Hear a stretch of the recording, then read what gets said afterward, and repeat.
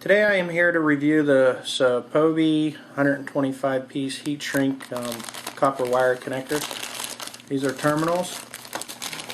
Terminals come in various sizes. This one happens to be 16-14 gauge. And I'm just going to show you how to use them real quick. Now for time purposes I already pre-stripped my wires.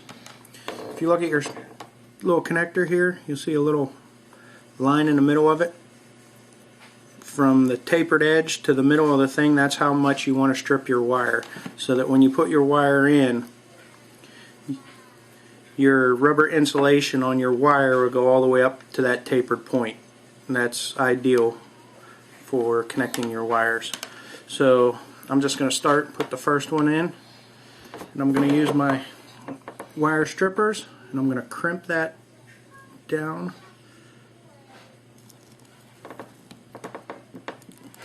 just like that, so it holds the wire in tightly and makes a good connection. You can do the same thing with the other side,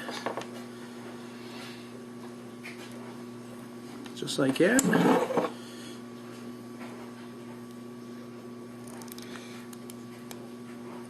Crimp that down as well. Now you have a good solid connection.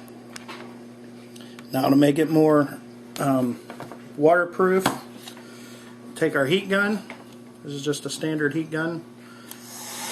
Turn it on, and I'm just going to heat the plastic, and it's going to shrink to the same size as the copper or the wire.